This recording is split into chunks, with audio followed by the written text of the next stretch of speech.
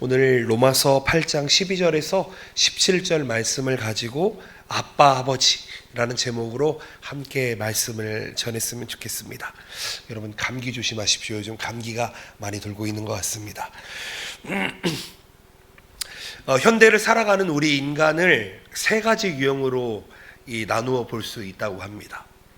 첫 번째 유형은 생각 없이 행동하는 사람입니다. 이름하여 비인간적인 사람이다 라고도 이야기한다고 합니다. 단순한 본능에 이끌려서 사는 사람입니다. 학자들은 이 같은 사람들을 액티비즘이라고 이야기한다고 합니다. 행동만 있다는 것입니다. 현대인들은 스스로 생각을 거부하고 기피하는 일들이 많다고 한다는 것입니다. 맑은 정신으로 살아가도 모자라는 세상에 잠시라도 잊어버리려고 하고 망각해버리려고 하고 그래서 술 취하고 방탕한 사람들이 있습니다. 어떻게 보면 인간 되기를 포기하는 마음일 수도 있는 것입니다. 깊이 생각하기를 싫어한다고 합니다. 생각하면 고통스럽고 괴로우니까 그저 잊어버리려고 한다고 합니다. 차라리 생각하지 않겠다는 기피형 인간이 되어버립니다. 결국은 행동만이 남습니다. 이렇듯 단순한 본능과 육체적인 욕망에 이끌려 사는 이 비인간적인 인간상을 여기저기에서 볼 수 있다는 것입니다. 참 저도 여기에 속하지 않나 이렇게 돌아보기도 합니다. 두 번째 유형은 행동 없이 생각만 하는 사람이 있다고 합니다. 단순한 지성인, 그래서 이거를 영어로 인텔렉추얼리즘이라고 이야기한다고 합니다. 여기에도 문제가 있습니다. 생각은 많은데 행동이 없습니다. 언젠가 이런 이야기를 듣고 깜짝 놀란 적이 있습니다. 우리나라 많은 젊은이들이요, 외국에 나가서 박사학위를 그렇게 많이 얻는다고 합니다. 특별히 이 서구 쪽, 이 미국 쪽에 가서 박사학위를 얻는 청년들이 참 많다는 것이죠. 그런데 정작 미국의 큰 회사나 연구실에서는 공부 많이 한 한국 사람 채용하기를 기피하고 꺼리는 성향이 있다고 합니다. 이거에는 몇 가지 이유가 있습니다. 첫 번째로는 창의력이 없다고 합니다. 공부는 많이 했고 많이 알고는 있는 것 같은데 새로운 것을 발견해내지 못합니다. 특별히 발명해내는데 약하다는 것입니다. 창의력이 부족하다고 합니다.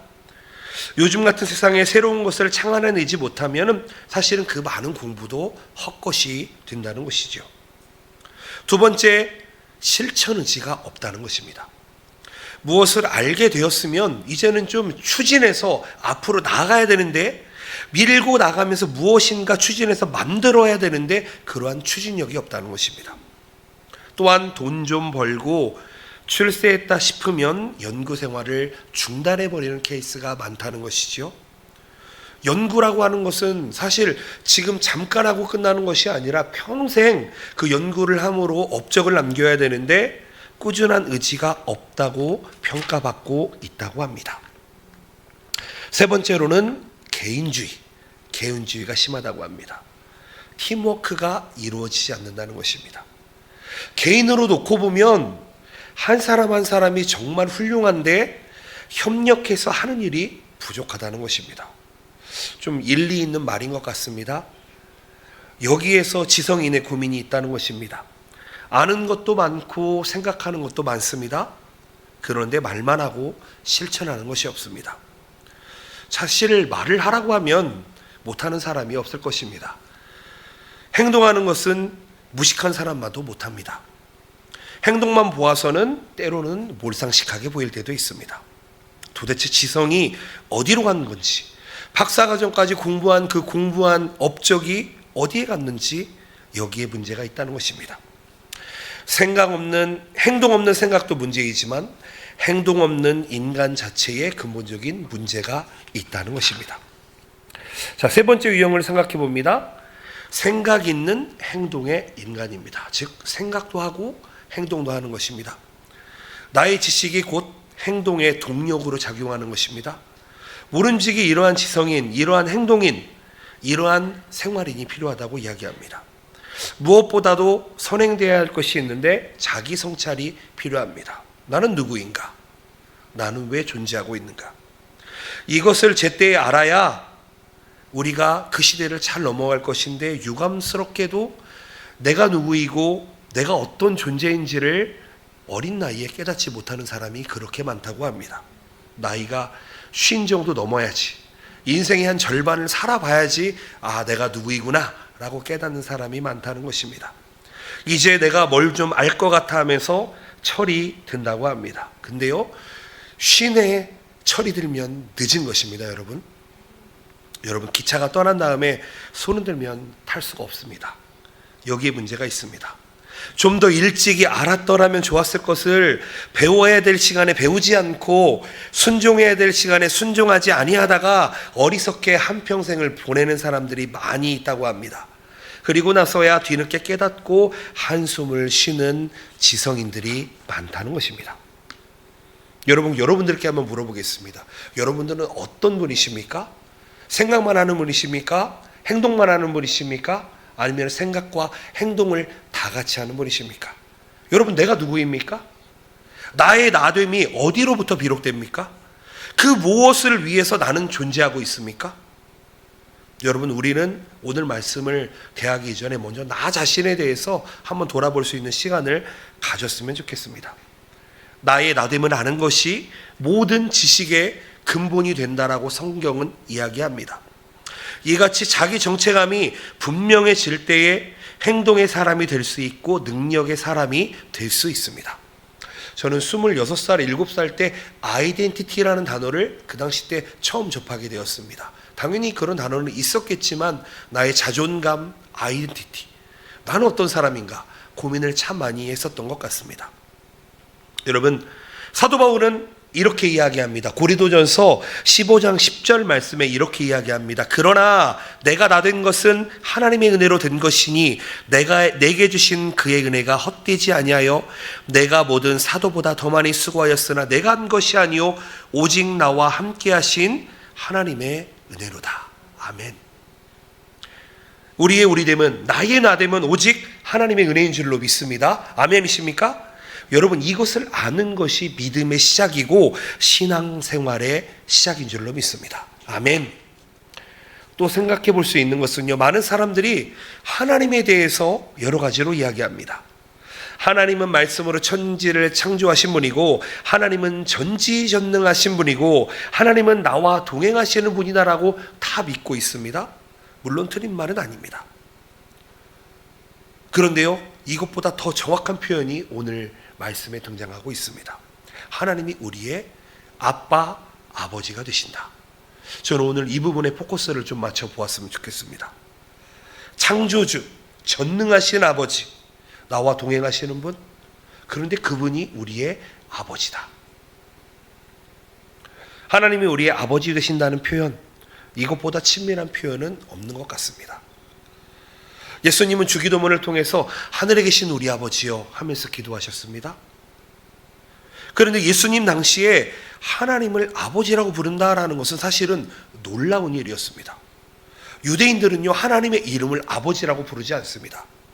하나님의 이름이 너무나도 존귀하고 거룩하여서 하나님이라는 이름을 부르는 것조차 불경하다고 생각한 사람들이 이스라엘 사람들입니다.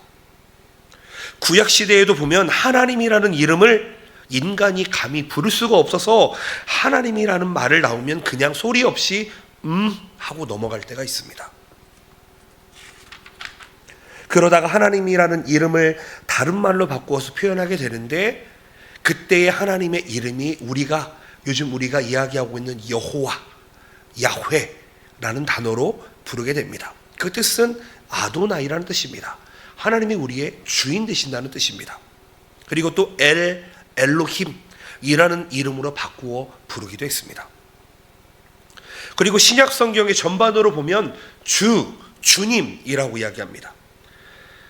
가만히 생각해 보면 하나님의 이름에 대한 이런 거룩함, 이런 건 너무 당연할 것입니다. 여러분, 만약에 제가 딸이 둘이 있는데 예루랑 루아가 저를 부를 때마다 김무현 하고 부르면 여러분 한번 생각해 보시기를 바랍니다. 좀 웃기지요? 아마 동양적인 사고에서는 이렇게 사람 이름을 부르는 것은 아마 망령되다라고 생각할지도 모르겠습니다. 어떻게 보면 이 유교적인 좀 이렇게 어른들을 공경하는 사상에서는 아버지를 향한 자식의 태도가 아니다라고 이야기할 때도 있지 않을지 모르겠습니다. 그런데 예루와 루아는 저를 볼 때마다 아빠라고 부릅니다. 아빠. 아버지라고 부르지 않고 아빠라고 부릅니다. 여러분, 예수님께서도 겟세마네에서 기도하실 때에 하나님께 아빠, 아버지 이렇게 불렀습니다. 사도 바울도 오늘 본문의 하나님에 대해서 아빠, 아버지에 대해서 이야기합니다. 여러분, 아바라고 하는 이 아빠라고 하는 단어는 아람어에서 어린아이가 아버지를 부를 때 사용하는 호칭입니다. 우리 표현으로도 아빠입니다. 참 표현이 너무 닮아 있다고 생각을 합니다. 아빠라고 하는 표현은 아버지가 이 자녀가 아버지를 부를 때 가장 친근하고 편안하게 부르는 말입니다. 우리가 하나님을 부를 때 아버지, 아빠 이 말보다 더 좋은 표현이 없는 것 같습니다. 저는 오늘 금요기도에 나오신 여러분 한번 기도하실 때 아빠, 아버지 한번 기도해 보시기를 바랍니다. 아버지 되신 하나님께서 우리의 기도에 귀 기울여 주실 것입니다. 그래서 제가 오늘 말씀을 통해서 아빠 아버지라는 제목으로 함께 말씀을 나누기를 원합니다. 오늘 이 진리의 말씀으로부터 우리 한 사람 한 사람에게 들려주시는 성령 하나님의 살아계신 음성이 들려주시기를 예수님의 이름으로 축복드립니다. 나의 마음과 나의 귀를 기울여서 듣고 순종하고 말씀의 열매를 맺는 여러분들 되시기를 바랍니다. 우리가 하나님의 이름을 부르면서 기도할 때 여러 가지 표현을 사용합니다. 그런데 부모와 자식 간의 아버지라고 하는 표현보다 더 좋은 말이 없는 것 같습니다. 하나님과 우리 사이에 아버지보다 더 좋은 표현이 없다는 것입니다. 그래서 저도 하나님 앞에 기도할 때 아버지, 아빠 이렇게 기도합니다. 저는 결혼해서 예루루아를 낳고 예루루아가 저를 보고 아빠라고 부를 때 참 기쁩니다. 집에 들어가면은 예루야, 루아야 부르면 애들이 달려나와서 안아주면서 아빠 잘 다녀오셨어요? 이렇게 이야기합니다. 그때 저는 그 아빠 잘 다녀오셨어요? 라는 말에 모든 피곤이 사라지는 것 같습니다. 아마도 하나님의 마음도 마찬가지지 않나 생각을 해봅니다. 우리 오늘 로마서 8장 14절 말씀을 보시면 무릇 하나님의 영으로 인도함을 받는 사람은 하나님의 아들이다 라고 이야기합니다. 다시 말해서 하나님의 영으로 인도함을 받는 그들이란 다른 말로 표현하면 예수님을 믿는 우리들을 이야기합니다. 예수님을 마음으로 믿어서 입으로 고백한 사람들은 하나님의 자녀가 되었다. 아멘이십니까? 하나님을 아버지라고 부를 수 있습니다. 이것은 정말 놀라운 사실이 아닐 수가 없습니다. 이것은 우리 구주 예수 그리스도가 십자가의 고통을 받아 죽으시고 3일 만에 부활하셔서 성취하신 그것이라는 것입니다. 오직 예수 그리스도를 믿는 사람만이 하나님을 아빠, 아버지라는 부를 수 있는 귀중한 존재가 된다는 것입니다. 이것을 성경은 이렇게 이야기합니다. 16절 말씀입니다. 성령이 친히 우리의 영과 더불어 우리가 하나님의 자녀인 것을 증거하신다. 증언하신다. 이 말은 우리가 하나님의 자녀된 것이 성령 하나님께서 친히 증거해 주신다는 것입니다. 여러분, 지금도 그렇겠지만 어떠한 중요한 계약을 하게 될 때 반드시 보증인을 세우게 됩니다. 왜냐하면 나중에 문제가 되면 보증인이 증언을 해주고 변상도 해주기 때문입니다. 이것은 계약이 파기되지 않도록 지켜주시는 것입니다. 물론 하나님께서 우리에게 약속을 파기하시는 분은 아니십니다. 약속을 반드시 지키시는 분이신데 혹 내가 하나님께 범죄하여 죄를 범해서 떠나게 되면 나중에 하나님이 모른다고 하는 일이 없도록 한치도 틀림없이 성령 하나님께서 우리의 보증인이 되어준다는 것입니다.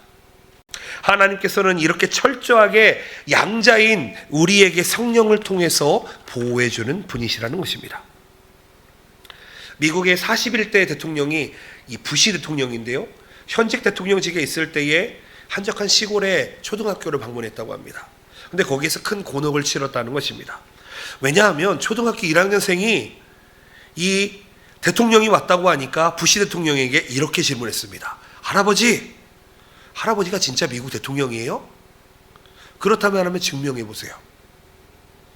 그때 부시가 참 난처했답니다. 아니, 세상에 어느 나라든 대통령 이 당선 증서는 있어도 대통령 증명서는 없기 때문이랍니다. 그래서 부시 대통령이 주머니에서 운전면허증을 꺼내서 자, 이거 봐봐. 여기 내 이름이 써 있지? 그랬더니 아이가 이렇게 이야기합니다. 아니, 여기에 대통령이라고 써있지 않잖아요 라고 불평했다고 합니다. 그래서 대통령이 어린아이의 말에 뭐라고 대답할 길이 없어서 난감했었다는 것입니다. 그렇게 부시 대통령이 쩔쩔매고 있다가 급한 용무로 바깥으로 나갔는데 그 순간에 그 질문을 한 그 아이도 부시 대통령의 뒤를 따라 나오더니 깜짝 놀랐다는 것입니다. 거기에 보면 까만색 선글라스를 낀 아주 우람하게 생긴 대통령 경호원들이 수십 명이 대통령을 둘러싸고 커다란 리무진 자동차가 있고 기자들이 카메라를 들고 구름대처럼 몰려 있었습니다. 그리고 그 부시 대통령이 멋진 리무진 차에 올라타는 것을 보고 꼬마가 이렇게 탄성을 질렀습니다. 와, 진짜 저 할아버지가 아메리카 대통령이네. 여러분, 대통령을 증명해주는 증명서는 없지만 우리가 하나님 자녀가 된 것을 증명해주는 분이 계시다는 것입니다. 그분이 바로 성령 하나님이십니다. 성령 하나님께서 우리들이 아버지라고 부를 수 있도록 증거하신다는 것입니다. 그럼 오늘 우리가 금요기도에 나왔으니 여러분 한번 성령 하나님의 힘을 얻어서 아버지 한번 불러보시기를 축복드립니다. 아버지에 대해서 조금 부정적인 이미지가 있는 사람은 아버지라고 부르기가 참 쉽지 않다라는 거 알고 있습니다. 그런데 여러분, 인간적인 아버지를 상상하지 마시고 우리 하나님 아버지, 우리에게 선한 것을, 좋은 것을 주시기 원하시는 그 아버지 한번 기대해 보시기를 바랍니다. 사실 저도 어렸을 때부터 아버지를 그렇게 썩 좋아하지 않았습니다. 19살, 20살까지만 해도요, 아버지한테 존댓말을 해본 적도 별로 없는 것 같습니다. 야, 뭐 하여튼 욕도 많이 하고요. 그게 무슨 아빠야, 그게 무슨 아버지야 라고 불평도 정말 많이 하면서 살았던 10대 그 질풍노도의 시기가 있었습니다. 그런데 어느 순간 하나님의 사랑을 깨닫게 되면서 아버지가 이런 분인가? 근데 저는 지금은 저희 아버지와 사이가 참 좋습니다. 요즘은 아버지와 뭐 좋은 얘기도 많이 나누고요. 아버지가 저에게 했던 잘못들 다 저에게 사과하고 저도 용서하고, 저도 아버지에게 했던 이야기들 다 사과하고 용서받고 서로 그런 관계가 되어 있습니다. 17절에서 이렇게 이야기합니다. 자녀이면 또한 상속자 곧 하나님의 상속자요 그리스도와 함께한 상속자니 우리가 그와 함께 영광을 받기 위하여 고난도 함께 받아야 할 것이다. 여기에 중요한 말씀이 있다는 것입니다. 아버지와 아들의 관계가 있는데 좋은 것을 받기만 하는 것이 아니라 고난도 함께 받아야 된다. 하나님의 상속자, 옛날 성경에는 후사라고 되어 있습니다. 상속자라는 말입니다. 요한복음 1장 12절 말씀에 그것을 이러한 말로 표현하고 있습니다. 요한복음 1장 12절 말씀을 함께 한번 읽어보겠습니다. 시작. 영접하는 자 곧 그 이름을 믿는 자들에게는 하나님의 자녀가 되는 권세를 주셨으니, 여러분 권세라고 이야기합니다. 권세. 일본말로는 토겐이라고 되어 있습니다. 특권이라고 되어 있습니다. 즉 아버지를, 하나님을 아버지로 삼고 하나님 아버지라고 부르는 사람들에게 하나님의 자녀가 되는 권세를 주셨다는 것입니다. 죄인인 인간이 하나님의 자녀의 특권을 갖는다는 것은 세상에서 얻을 수 있는 축복이 아닙니다. 하나님의 자녀가 된다는 그 특권의 대표적인 의미가 무엇이냐면 아버지와 함께 살아간다는 것입니다. 자녀가 아버지 집에서 아버지와 함께 살아가는 것, 그것이 자녀에게 있어서 특별한 권리라는 것입니다. 자녀가 성품이 좋고 말을 잘 듣고 공부를 잘해서 아버지랑 사는 것이 아닙니다. 부모는 자녀들의 행위가 옳기 때문에, 반듯하기 때문에 사는 것이 아닙니다. 부모는 혹 자녀가 공부를 못하더라도, 자녀가 말을 잘 안 들어도, 인격이 좀 모자라도 함께 살아갑니다. 여러분, 그런 것과 상관없이 자녀이기 때문에 함께 사는 것입니다. 세상의 자녀가 부모의 말을 잘 듣고 공부를 잘하고 인격이 되었다고 함께 살아간다고 이야기하는 부모는 아마 한 명도 없을 것입니다. 부모와 자녀 사이이기 때문에 함께 사는 것입니다. 이것이 자녀의 특권, 권세입니다. 여러분, 우리도 마찬가지지요? 우리가 하나님과 함께 살아갑니다. 자녀의 권세를 누리는 것은 어떠한 자격이 있어서가 아닙니다. 우리의 믿음이 좋아서도 아닙니다. 우리가 죄가 없어서도 아닙니다. 성품이 좋아서도 아닙니다. 교회에서 열심히 청소하기 때문도 아닙니다. 그런 것과는 상관없이 그냥 하나님의 자녀이기 때문에 우리는 하나님과 함께 할 수 있습니다. 하나님과 우리 사이는 아버지와 아들, 아버지와 딸의 관계입니다. 이 땅에서도 하나님과 함께 살고 앞으로 천국에 가서도 영원히 하나님과 함께 살게 되는 줄로 믿습니다. 이것이 바로 하나님을 아버지라고 부르는 자녀들의 특권인 것입니다. 이 특권을 잊지 않으시고 여러분 오늘 그 특권을 마음껏 누려보시기를 바랍니다. 그런데 여기 조건이 하나 더 붙었습니다. 또 하나는 고난도 함께 받아야 될 것이다.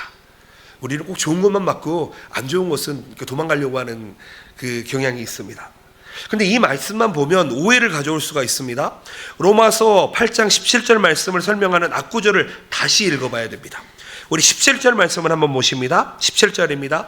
자녀이면 또한 상속자 곧 하나님의 상속자요 그리스도와 함께한 상속자니 우리가 그와 함께 영광을 받기 위하여 고난을 함께 받아야 할 것이다. 아멘. 고난을 받긴 받아야 되는데 우리가 그와 함께 영광을 받기 위해 고난을 받아야 한다고 이야기하고 있습니다. 즉 우리가 받는 고난은 무엇을 위한 고난입니까? 영광을 받기 위한 고난입니다. 하나님을 아버지라고 부르는 사람들은 하나님과 함께 주님과 함께 영광을 받기 위해서 고난을 받는다는 것입니다. 여러분 여기에 고난받기 좋아하시는 분 있으십니까? 저는 요즘 생각보다 스트레스를 참 많이 받고 있습니다. 머리가 빠지는지는 모르겠는데 요즘 머리가 복잡합니다. 왜냐하면 평소에 없었던 연락들이 자주 오기 때문입니다. 요즘 저에게 전화하시는 분 진짜 많습니다. 여러분은 모르시겠지만 개개인이 오시는 분 한 20명, 30명은 되는 것 같습니다. 왜 그러냐면은 저한테 하시고 싶은 말씀이 그렇게 많으세요. 제가 잘했으면 좋겠어서 그런지 몰라도 한국에 계신 저희 어머니 아버지도 전화하셔가지고 야 김 목사 너 잘해야 된다. 저기 요코스카에 있는 우리 동생 목사님도 저한테 잘해야 돼 이렇게 해야 된다. 우리 장로님도 연락하시고 권사님도 연락하시고 때로는 어떤 집사님은 핸드폰 좀 고쳐달라고 연락하시고 요즘 희한하게 연락이 참 많이 옵니다. 여러분 누구나 다 고난받기는 싫어할 것입니다. 그런데요 내가 받는 고난에 의미가 있다라고 한다면 그 고난 받는 것 아마 싫어하지 않을 것 같습니다. 내가 이 고난을 통해서 영광을 누리게 된다? 충분히 인내할 수 있을 것 같습니다. 근데 우리가 고난 받으면서 힘들 때가 언제입니까? 고난의 의미도 모르고 앞이 캄캄하고 그러니까 고난 받는 것이 어렵고 힘든 것입니다. 진정한 의미의 고난을 깨닫게 되면 더 이상 고난이 아닐 것 같은데 그것을 깨닫지 못하니까 고난으로만 느껴진다는 것입니다. 그런데 저는 요즘 그래도 생각보다 스트레스는 많이 받는데 행복합니다. 왜냐하면 옆에서 응원해 주시는 분들이 참 많이 있기 때문입니다. 그래서 이거는 고난이 아니구나. 이 이후에 있을 하나님의 영광이 있겠구나 라고 기대하면서 저는 지금의 삶을 살아가고 있습니다. 여러분 이것이 하나님을 아버지라고 부르는 사람들 영광을 받기 위하여 고난을 받는다는 것입니다. 여러분 예수님께서도 교회를 위해서 고난을 받으셨습니다. 성도들은 교회를 위해서 고난을 받아야 될 줄로 믿습니다. 왜냐하면 주님께서 복음을 위해서 고난을 받으셨던 것처럼 우리 성도들도 이 교회를 지키기 위해서 우리 가정을 지키기 위해서 영광을 위해서 고난 가운데 있을 수 있다는 것입니다. 다시 말하면 교회가 살아야 우리가 사는 것인데 그것을 깨닫지 못하니까 교회가 망하면 나도 망한다는 생각이 없으니까 우리가 교회를 위해서 고난받지 못한다는 것입니다. 여러분 우리는 공동체입니다. 아멘이십니까? 하나님은 우리 모두의 예배를 받으시는 분이십니다. 우리 한 사람만 받는 것이 아니라 우리라고 하는 이 교회 공동체의 예배를 받으시는 분이십니다. 여러분 아바 아버지는 우리 개개인의 아바 아버지도 되시지만 우리 교회의 아바 아버지가 되신다는 것입니다. 여러분 교회를 위해서 기도해 보시기를 바랍니다. 아버지께 부르짖으시기를 바랍니다. 여러분 교회가 망하면 우리도 망합니다. 여러분 이거 깨달으시길 바랍니다. 그래서 교회가 깨어 있을 수 있도록 교회가 정결할 수 있도록 우리가 교회를 위해서 기도해 주셔야 된다는 것입니다. 또한 교회 세워진 리더들, 교사들 그리고 또 교직자를 위해서도 여러분 반드시 기도해 주셔야 됩니다. 저 요즘 뉴스만 보면은 정말 말할 수 없는 목회자들의 모습이 참 많이 나옵니다. 어저께 유튜브를 켰는데 유튜브 안에서도 어떤 유명한 찬양 인도자가 갑자기 어떤 문제 때문에 넘어지고 낭망하고, 또 어떤 목사님은 또 뭐 성추행을 했다 그러고, 이런 거 보면서 가슴이 너무 아픕니다. 너무 아파요. 10년, 20년 한 것이 아닙니다. 30년, 40년을 사역을 했는데 거기에서 넘어집니다. 여러분, 교역자를 위해 기도해 주시기를 바랍니다. 넘어지지 않고 하나님의 말씀 앞에 반드시 바로 설 수 있도록, 겸손할 수 있도록, 그 첫사랑을 깨닫고 첫사랑을 잃어버리지 않을 수 있도록 여러분 기도해 주시기를 바랍니다. 저뿐만 아니고요, 여러분들의 첫사랑을 위해서도 기도하시기를 바랍니다. 저도 여러분들을 위해서 기도합니다. 만일에 교회는 죽어도 나는 살 수 있다라고 생각한다면 여러분 착각하는 것입니다.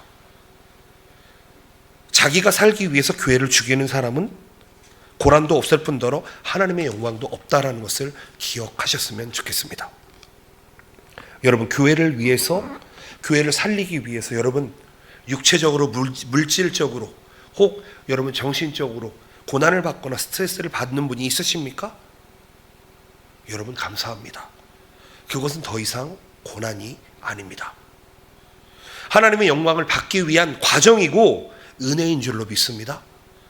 하나님은 반드시 나에게 그 고난의 의미를 알게 하시고 영광의 면류관으로 축복하시고 이 땅에서 30배, 60배, 100배의 은혜를 우리에게 주실 것입니다. 여러분, 이거 물질의 축복을 이야기하는 것이 아닙니다. 결코 우리가 고난 가운데 원망하거나 불평하지 않고 오히려 이 고난 가운데 영광이 있음을 깨닫고 웃으면서 일어설 수 있는 그런 용기와 믿음이 있으시기를 예수님의 이름으로 축복드립니다. 이것이 우리가 아빠, 아버지라고 부르는 하나님의 자녀의 특권이고 권세인 줄로 믿습니다. 여러분, 고난이 왔으면 기억하시기를 바랍니다. 아, 나에게 영광이 있구나. 말씀을 정리하겠습니다. 우리 주 예수 그리스도를 믿음으로 하나님을 향해서 아빠, 아버지라고 부르게 됩니다. 이것이 우리의 큰 은혜인 줄로 믿습니다. 또한 예수님을 믿는 자에게 하나님의 자녀로서의 특권이 주어집니다. 그래서 오늘 하나님 앞에 기도할 때에 주여, 아빠, 아버지, 기도할 때마다 우리의 기도에 신실하게 응답해 주신다는 것입니다. 그렇다면 하나님을 정말 아버지로 생각하시고 여러분 친밀하게 하나님을 한번 누려보시기를 부탁드립니다. 또 우리는 하나님의 상속자입니다. 하나님의 후사입니다. 예수 그리스도와 더불어 하나님의 영광을 받게 되는 사람들입니다.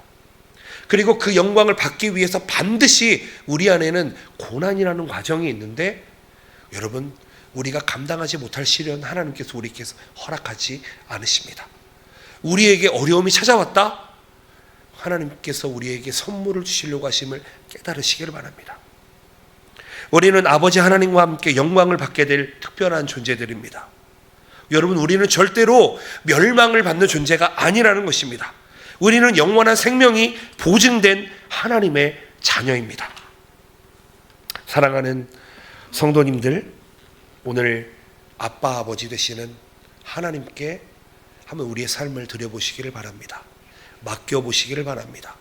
혹 교회를 위해서, 가정을 위해서, 남편을 위해서, 아내를 위해서, 부모와 자녀, 형제 자매들을 위해서 내가 혹 고난 중에 있고 어려움 중에 있다면 여러분 잘 인내해 보시기를 바랍니다.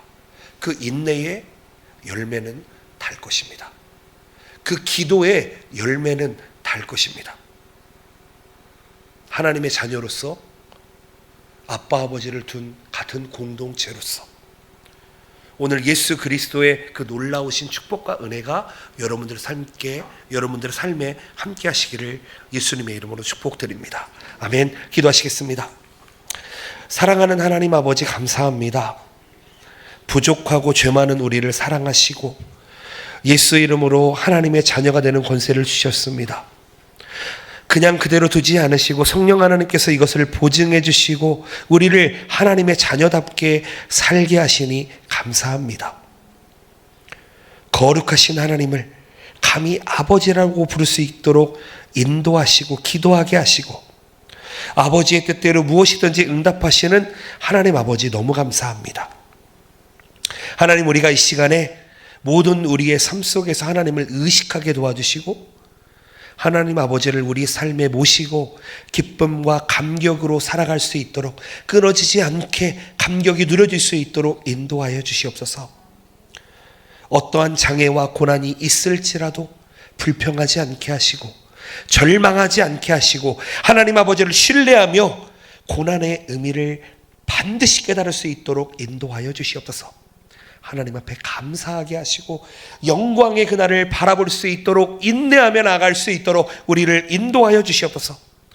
그래서 주님과 더불어 세상 속에서 복음의 빛으로 풍성히 열매 맺는 하나님의 자녀, 아빠 아버지라고 부르는 우리들 낼 수 있도록 도와주시옵소서.